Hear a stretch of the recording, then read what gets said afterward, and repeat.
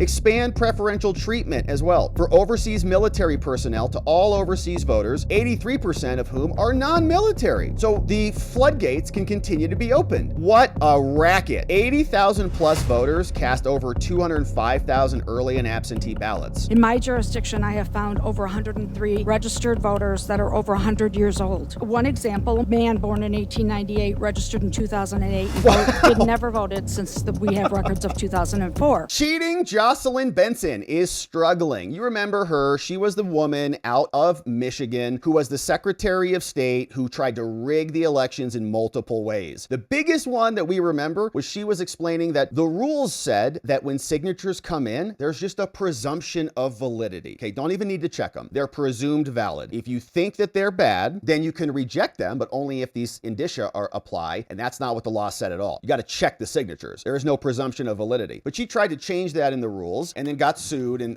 big back and forth on this, but she's now trying to rig the elections even further there before she leaves office. Of course, she's running for governor. And so a great report here assembled by Patty McMurray over at the Gateway Pundit said the nation's dirtiest Secretary of State. It's probably debatable. I mean, you've also got Jenna Griswold, who's right next door, not too close, but in the Democratic Party. And she's also pretty dirty because she sent in basically a SWAT team to manipulate the machines and then say that they were valid like the day before the election because her office leaked on the internet the passwords to the BIOS, to the operating systems of the voting machines. Absolutely ridiculous. Now, the nation's dirtiest secretary, she's under fire. A very effective online election integrity tool called Check My Vote, she's trying to prevent from being used. Unlike these other things, Michigan Qualified Voter File, Check My Vote was created. It gives citizens all over the country an easy and free way to enter addresses and to determine if that person has been voting. Okay, so there's this website called Check My Vote. So she hates it because it's exposing her fraud. Last week, Secretary of State Jocelyn and the Bureau of Elections, they held a hearing to solicit 12 new administrative rules, public comments on these administrative rules. The prior administrative rule, as we know, was presumption of validity for signatures, which means you don't check the signatures. So people are keeping a close eye on her now. And here are a couple of the ways that this is going to impact the case in Michigan. This report came out from MichiganFairElections.org. They said, here you go. So the rules would be 168.251. This section would be modified. And here's what they're going to do. Jocelyn would prefer that you label research tools like Ancestry, Find a Grave, or Check My Vote. Those are unreliable sources of information, and you can't use those to clean up voter rolls. Okay, so everything is invalid officially. Those other sources, you can only go through her to say whether voting is valid or not. It would also require expensive and time-consuming standards, and this is kind of where they muck the whole process up. They want notarized affidavits. You know how much of a pain that is to go get something notarized? It's a nightmare. For each challenged voter registration, you got to go get it notarized. Oh, so I am challenging this, but only somebody, if they can confirm it, they can validate it in the process. Now, it would require them for each challenged voter registration and certified mail requirements on other actions. So it would just slow everything down. Every time you want to challenge something, got to go get it notarized. Expand preferential treatment as well for overseas military personnel to all overseas voters, 83% of whom are non-military. So the floodgates can continue to be opened. And we know that they've exploited this, okay? 83% of people voting overseas are non-military. How long have they been overseas? Shouldn't you be a resident of the state? You can be on vacation. You can be on deployment. Military is a separate thing. But if you're like permanently residing somewhere else, but you also happen to have a residence in Michigan, why are you voting? Creates broadly written anti-harassment provisions with the potential to label any systematic challenge effort as harassment, okay? So if you want to investigate voter fraud, you're now a criminal who's harassing people. So those rules came out and they had a whole hearing on it, and apparently Jocelyn got obliterated. So at the hearing, at least 20 Michigan residents showed up to make their voices heard. Not one of the citizens who commented on her new rules was in favor of the rule changes, which in every case make it easier to cheat and harder to expose the cheaters like Jocelyn. Benson skipped the event, didn't show up for this public humiliation that she deserved. Top election officials may not have shown up there, but 20 citizens did. From the clerks who administer the elections in Michigan, so this woman, Brianna Vitale, chief aide for the Speaker Pro Tem and the Michigan House Election Integrity Chair, several Michigan top integrity experts like Patrice Johnson, founder of the Michigan Fair Elections Institute. It's awesome. These people are showing up, man. This is engagement that matters. Awesome. Former Senator Patrick Colbeck and the Michigan Secretary of State 2026 candidate called Monica. She was there too. Tim Vetter, Fani Matravati was there, and they were expressing their concerns about all of this. But there was also a senator who is there who posted on X, and here is what the senator had to say. He says, here's the kicker. And remember Jocelyn Benson? She said, if you try to investigate us, or if you don't follow our rules, and if you think that the law says something different, we will find you. Remember she made that little psycho video with that like clown horror movie in the background? She's like, we will find you. Ding, ding, ding, ding. It's like, what the heck is this psycho? But Benson, her new rules makes it way harder to remove illegal voters from state voter rolls. The Michigan JCAR, the Joint Committee responsible for rules and oversight, is a joint committee of senators and representatives. And there was reportedly a meeting scheduled for Wednesday to review the proposed new rules there. Very important swing state that they've rigged. There must be a unique quorum for both senators and representatives to conduct any business, but the Michigan Senate is controlled by the Democrats. 3 of the 5 members on the board are Democrats. If JCAR fails to have a quorum in either chamber for this committee hearing, the new rule will automatically be adopted as law. What are the odds that Senate Democrats will be a no-show at the hearing so that there's no quorum and it just falls into place? High. If the Democrats do show, it would set up the possibility of a tied vote. Now, in the case of a tied vote, the rule would not be adopted. So they're going to try to shove these rules through, it sounds like anyways, as it comes down. And Gateway Pundit was responsible for using Check My Vote. They were able to expose numerous instances of dead voters who registered to vote and in some cases voted actually in the state. Gateway says, we also uncovered 19 individuals who were registered to vote at a non-existent address in Holland, Michigan. 8 of them had cast 13 votes between 2020 and 2022 elections. After our report on the fake addresses went viral, I think we read it, the address we exposed was quietly removed from the voter rolls. And the voters either were removed or moved to other addresses in Michigan. Only days before the 2024 election, Check My Vote was also able to determine that by reviewing that FOIA daily absentee report, that 80,000 voters cast over 205,000 early and absentee ballots. What a racket. 80,000 plus voters cast over 205,000 early and absentee ballots, which was in excess of over 125,428 duplicate ballots in November 2024. This is how they rig it. By making internal changes to the voter rolls that the Michigan legislature have not authorized and they govern elections, Benson has made it nearly impossible for citizens to use information that comes directly from the state itself to detect voter fraud, because they love the voter fraud. That's how they rig the elections. In March, Benson, through her Board of Elections division, removed the ballot ID information and method of voting and the ballot return date in the rules. By making these changes, they stripped Check My Vote of the ability to identify anybody because you can't check the data. Why would they want to hide these important factors from the public? Because they're cheaters. Previously, Michigan voter rolls included the method by which voters cast their votes, but after several instances of voter fraud, Benson made the decision to hide that data from the records. Now, in March, she was a guest of Steve Bannon, amazing, and this is the woman who wrote the article. Shout out to her, awesome report. I explained to Bannon how all this works, and I'd encourage you to watch the full interview. The George Soros-funded Secretary of State is also running for governor, right? So she can rig the entire state, not just elections. When it comes to elections, lawmakers in the state have so little faith in her ability to honestly and fairly oversee the state elections that they're attempting to pass a bill that would prevent her from continuing to create her own set of election rules or unfairly influencing the outcomes of the election. In fact, on August 27th, Michigan State Rep Jennifer Wartz announced her unprecedented plan to require Benson to immediately resign if they choose to run for another elected office, right? It's like a total scam. We had the same thing happen here in Arizona. Katie Hobbs was the Secretary of State running against Carrie Lake. She ran the elections. The elections were rigged, major delays, ballot sizing problems, so all day of voting would be suppressed, and it was. There were lines everywhere across Arizona, and then she won the election.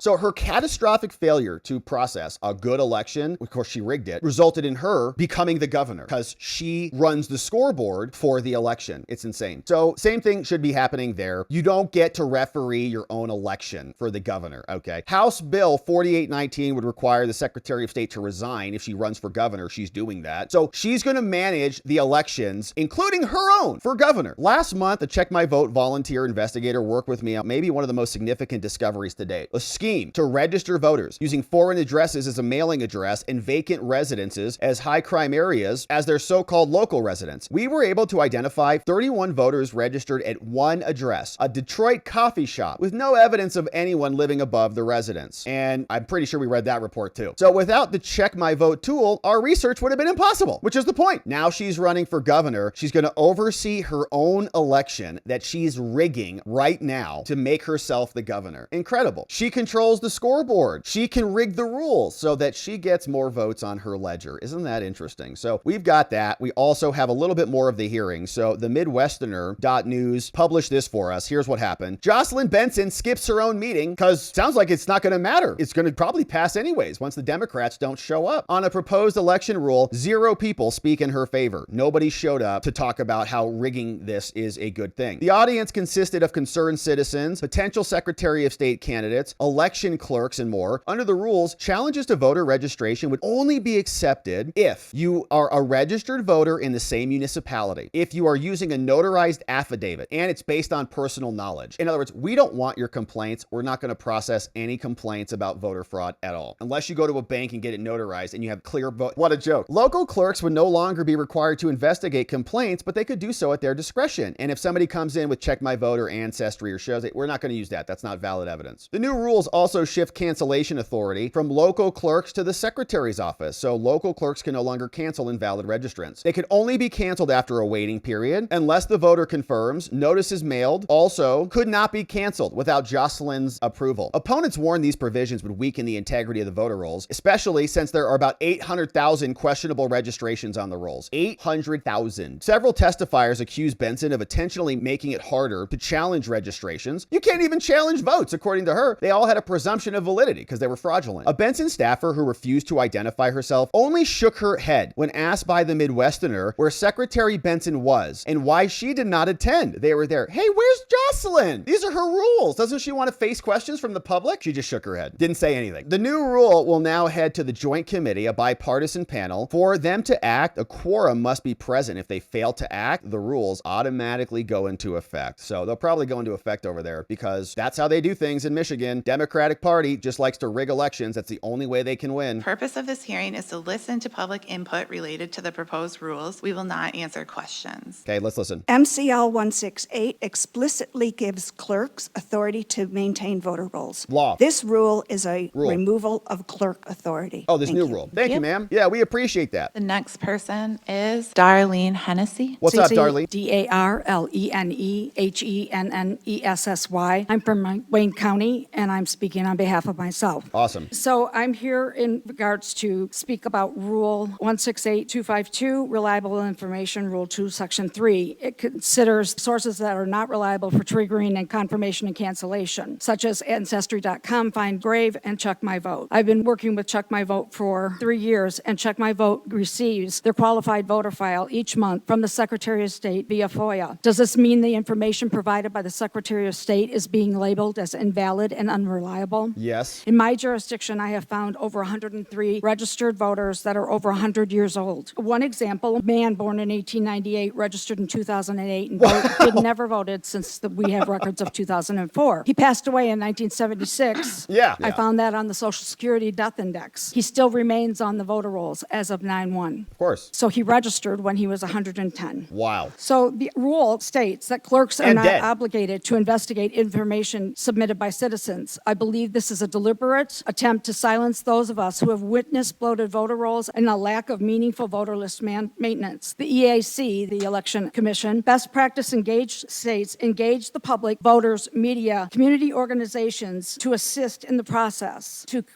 year-round to maintain adequate voter maintenance. We are not trying to create problems. We are trying to help. When we submit affidavits and documented evidence, we expect clerks to at least follow up. Clerks have many more resources than we do to verify and take action. By dismissing citizen-supplied information, the rule undermines transparency, accountability, and the integrity And of our justice. voting rolls. Thank you for your time. What an awesome Thank woman. you. Darlene, we appreciate you. We salute you. Thank you for taking the time to investigate, to participate in your own self-governance. governance to fulfill a very important civic duty of holding our elected officials accountable. She's an American hero, no doubt about it. I'd give her a big hug and a high five if I could, because she's doing the hard work, and she's exactly right. If the citizen finds some evidence of a problem, why is our government not accepting it? And I was curious how Check My Vote got their records, but she just clarified that for us. Thank you. And they get it from Jocelyn. So it is as credible as it can be. Jocelyn could post that information online on the internet, but she doesn't want to. So she has to give it to them via FOIA. Now she'll say that they're manipulating it or their chain of custody's bad or whatever, and it's her own data. So we'll keep our eye on this. It sounds like the rules are going to go through. So get ready for this. They'll try to steal Michigan like they did in 2020. We're going to keep our eye on this one. Thanks for joining us as we do.